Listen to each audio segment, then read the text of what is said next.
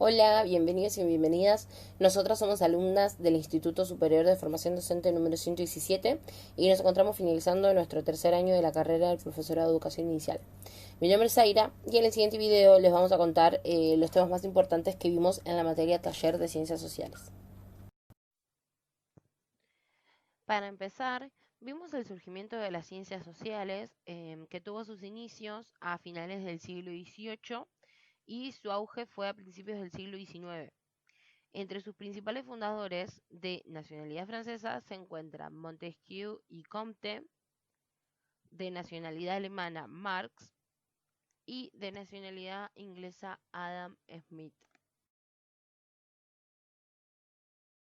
Las ciencias sociales tienen como objeto de estudio la realidad social, la cual está dada a partir de diversas disciplinas: geografía, historia, sociología, antropología, derecho, economía y ciencias políticas.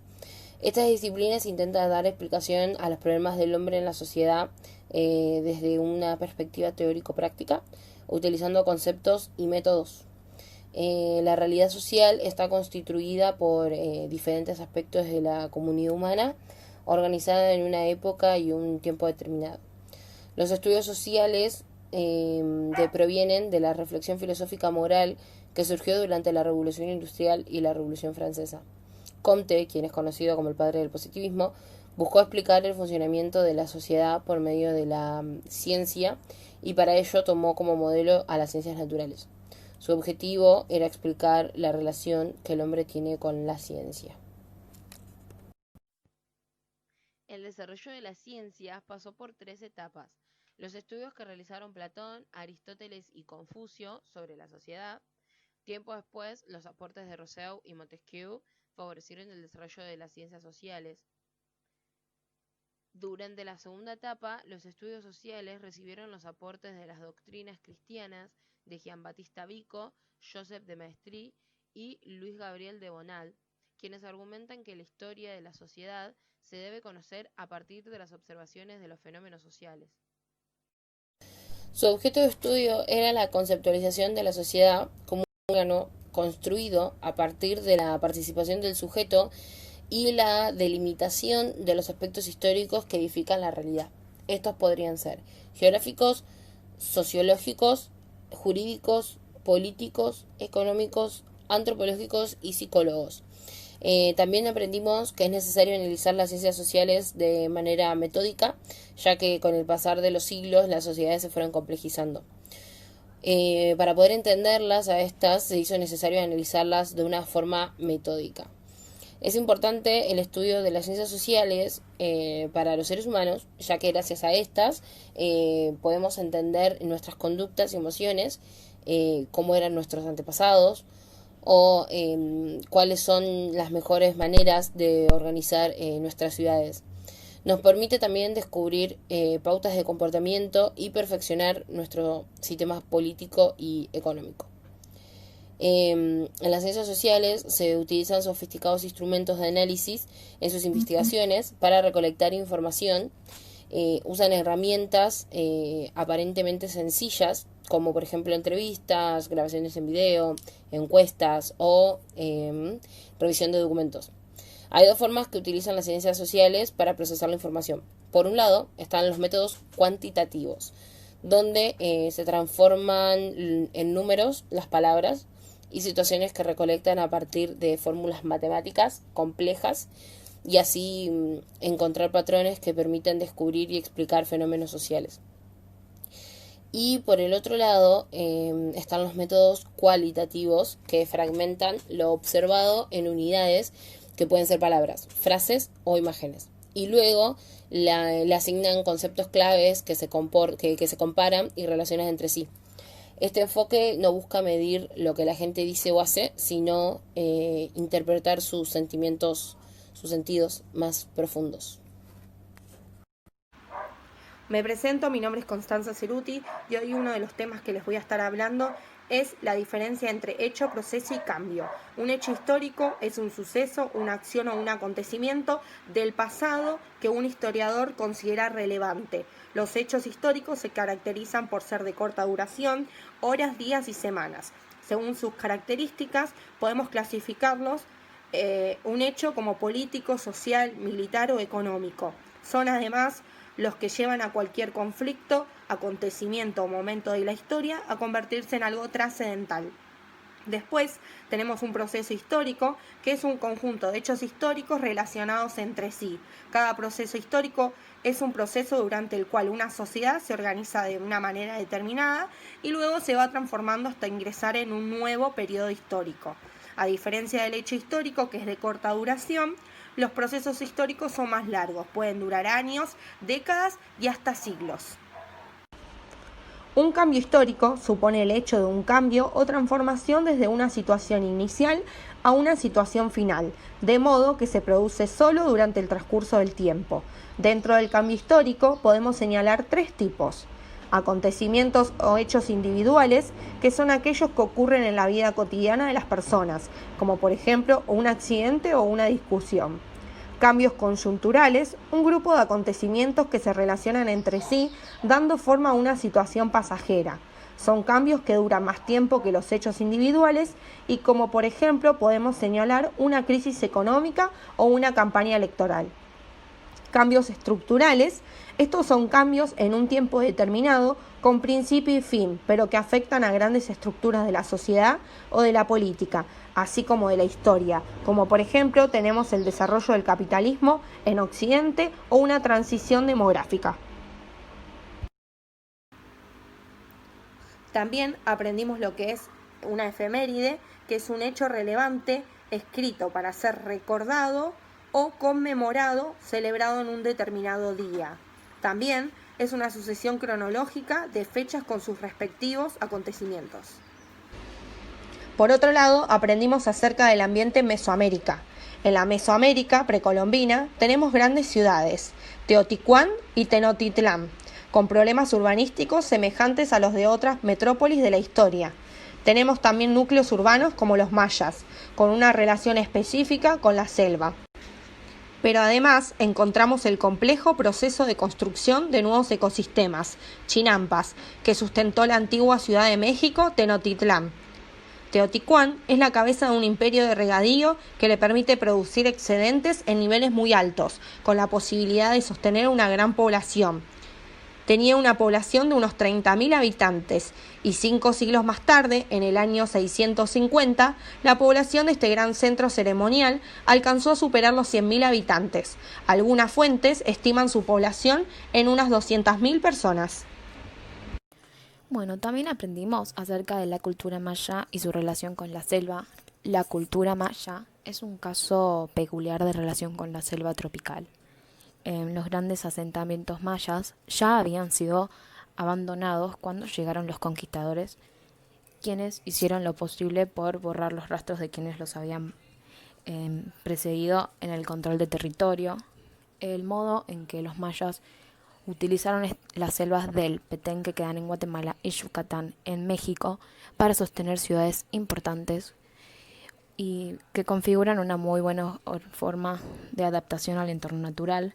Se consideraba que era imposible que los cultivos selváticos pudieran sostener una población de embargo-aduar. Se imaginaba que los mayas habían utilizado en el sistema de tala y quema de la selva, que suele dar orígenes a los cultivos muy poco sustentables. Bueno, por otra parte, aprendimos que se denominan chinapas y qué importancia tienen. El sistema de chinapas fue aplicado originalmente en el lago Chalco, con tanto éxito que las continuaron en la laguna de Texcoco. Se basa en la construcción de islas artificiales de vegetación. Son de muy alta productividad, a punto tal que actualmente se hacen experiencias para producir los alimentos por este sistema. Es la base de sustancias de Tenochtitlán. Las chinapas son bases de troncos flotantes cubiertas con tierra para sembrar allí hortalizas. Estas a menudo no usaban troncos, sino que empleaban una especie de colchón. Bueno, ahora les voy a contar un poco sobre el ambiente de América del Sur y el imperio incaico. A lo largo de esta historia, los imperios se expanden siguiendo las vías de comunicación más fáciles como las costas, los valles de los ríos y las grandes llanuras. Las montañas siempre han sido un sinónimo de aislamiento. En las montañas no hay comunicación ni comercio y tampoco circula la moneda. No se cobran los impuestos y la gente no aprende a leer ni a escribir. Sin embargo, los caracteres que hacen únicos al imperio incaico son que es un imperio de altas montañas con un fuerte desarrollo tecnológico y artístico y organizacional. Es un continente donde las grandes llanuras, aparecen desiertas y los márgenes de los ríos navegables tienen muy escasa población durante los siglos. Bueno, los incas después sintetizaron y llevaron a su máxima expresión las experiencias agrícolas previas. La agricultura constituyó la base de la economía del incanato. Una característica de este imperio incaico fue llevar la agricultura intensiva a todas sus áreas de influencias que practicaban regularmente en barbecho, es decir, el descanso del suelo para permitirle recuperar su fertilidad de forma natural.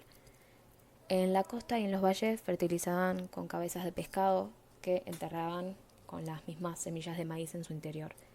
Para este cultivo también se utilizaron excrementos humanos que se secaban previamente al sol y pulverizados.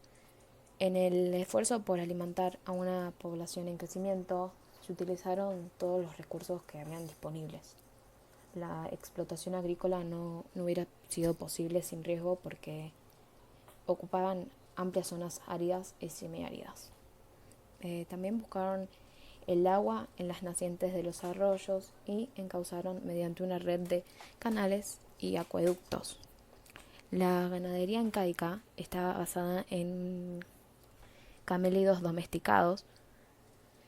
Las llamas fueron usadas como bestias de carga y para la prevención de carne, mientras que las alpacas se empleaban para tener lana. Bueno, me presento primero, mi nombre es Lucila Vignola y hoy entre varios temas les voy a empezar a hablar de los mapuches. Estos contaban con una institución llamada Levo, que juntaba en 3.600 a 4.000 personas y comprendía varios grupos totémicos que tenían un antepasado en común. Hasta el siglo XVI poseían una organización social familiar poligámica. Hoy en día la comunidad proviene del otorgamiento de un título de merced a un jefe y su familia. Su religión era politeísta, creían en varios espíritus y dioses, pero su ser todopoderoso era el Pillán o Nehuetchem. Son un pueblo originario de Chile y actualmente habitan las regiones de Araucanía y Metropolitana de Santiago. Para vestirse usaban un gran paño cuadrangular de color negro que envuelve todo el cuerpo. Vivían del cultivo del maíz y de la papa, de los frutos silvestres, de la carne del guanaco y de la pesca. Cazaban animales con boleadoras o flechas y a los pájaros los cazaban por medios de trampas. La situación actual de esta comunidad se encuentra en una gran vulnerabilidad social. Esta situación se da por la pérdida del territorio, la disminución de la población en sus reducciones, el progresivo deterioro de los suelos de uso agropecuario en los sectores que habitan, principalmente por la expansión de la industria forestal y la escasa disponibilidad de recursos. Bueno, por otro lado les voy a contar cronológicamente los procesos y características más significativos de la conquista de América y las invasiones inglesas. En primer lugar tenemos la llegada de los europeos a América y las primeras masacres perpetradas por los invasores. Luego la victoria de los europeos, donde los indios pasaron a ser elementos de producción para lo que querían hacer los conquistadores. A raíz de esto se produce una casi extinción de la población local. Por esta cuestión, los invasores recurren a mano de obra esclava que provenía de África. Argentina queda fuera de la ruta comercial establecida por el imperio para el comercio transatlántico, ya que carecían de metales preciosos o productos de interés para la metrópolis. Los intereses del comercio peruano y el gobierno español se complementaban y prohibían el tráfico de ultramar hacia Buenos Aires. Pero en Buenos Aires abren un puerto que va a significar el vuelco de todo el comercio del territorio hacia esta zona. Bueno, después España había impuesto un monopolio comercial que impedía a las regiones comerciar entre sí o con otras potencias que no sean ellos mismos, lo que encarecía enormemente el costo de los productos. Esto produce el surgimiento de una rentable actividad económica ilegal. El contrabando, que va a pasar a ser la base de la economía rioplatense. En 1680 los portugueses fundaron frente a Buenos Aires el puerto de Colonia del Sacramento, que fue una base privilegiada del comercio ilegal. En 1767 se produce la expulsión de los jesuitas para centralizar el poder. Luego los jesuitas se instalan en la región mesopotámica y se produce un proceso de transculturación donde los guaraníes perdieron su identidad cultural. En 1776, Carlos III crea el Virreinato del Río de la Plata y designa a Don Pedro de Ceballos como primer virrey de estas tierras.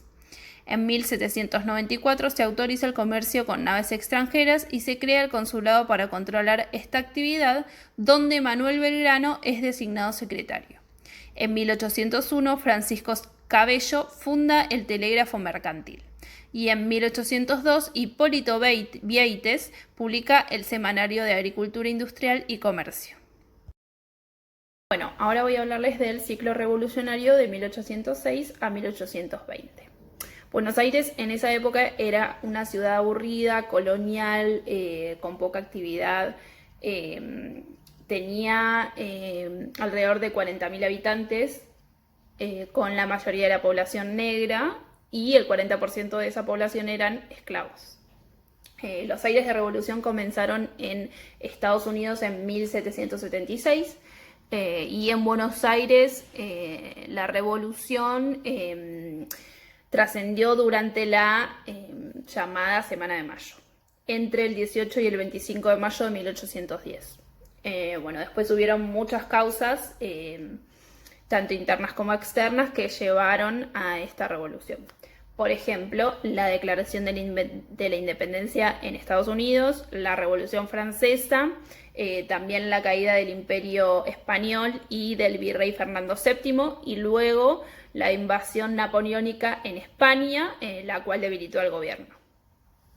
Bueno, para generar confianza en los pueblos del interior, se convoca un nuevo Congreso General Constituyente en la provincia de Tucumán. 28 delegados comienzan a unirse a partir de marzo de 1816 y por diferencias políticas no están presentes los diputados de Santa Fe, Corrientes, Entre Ríos y la Banda Oriental. Al llegar el 9 de julio, después de 3 meses y medio de sesiones y por iniciativa del grupo liderado por el diputado Eugenio Sánchez de Bustamante, el Congreso proclama la existencia de una nueva nación libre y soberana, las Provincias Unidas de Sudamérica. Por medio de expansiones de júbilo y patriotismo se labra el Acta de Independencia. Una nueva nación comenzaba a tomar forma y empezaba a vivir su primer día como país independiente. Por último, les voy a hablar un poco de José de San Martín. Fue un militar y político rioplatense. Y uno de los libertadores de Argentina, Chile y Perú. En abril de 1784, cuando tenía 6 años, llegó con su familia a la ciudad española de Cádiz y se radicó luego en la ciudad de Málaga. Luego de sus estudios ingresó en el ejército español e hizo su carrera militar en el regimiento de Murcia. Él no vivió mucho tiempo en Buenos Aires, tenía una relación mucho más fuerte con otros territorios del Río de la Plata. Su esposa se llamaba Remedios y tuvieron una hija, la cual llamaron Merceditas. En mayo de 1810 se encuentra combatiendo en España. Luego, con 34 años, en 1812, retornó a Buenos Aires, donde se puso al servicio de la independencia de las Provincias Unidas del Río de la Plata. En 1813 crea el regimiento de ganaderos y derrota a las tropas españolas que desembarcan en San Lorenzo. En 1814 se pone al frente del ejército del norte y el 19 de enero de 1817 emprende el cruce de los Andes. Luego de liberar a Chile, su plan es liberar a Perú. En septiembre de 1820 sus soldados desembarcan en Perú y 10 meses después San Martín proclama su independencia. Cuando cumple con su plan liberador, San Martín da un paso al costado y el 17 de agosto de 1850, a sus 72 años, fallece. En el Río de la Plata creen que San Martín podría representar una amenaza. Se lo consideraba como un espía que venía de España a entrometerse en los asuntos políticos de los criollos. Pero esa sospecha desaparece cuando dan cuenta de la destreza y organización de su regimiento de ganaderos, que tiene un desempeño eficaz en la batalla de San Lorenzo. Y por otro lado se suma un acto político por parte de San Martín, donde denota su compromiso con la revolución. Ese acto es la movilización de su regimiento en la Plaza de Victoria cuando toman el primer triunvirato.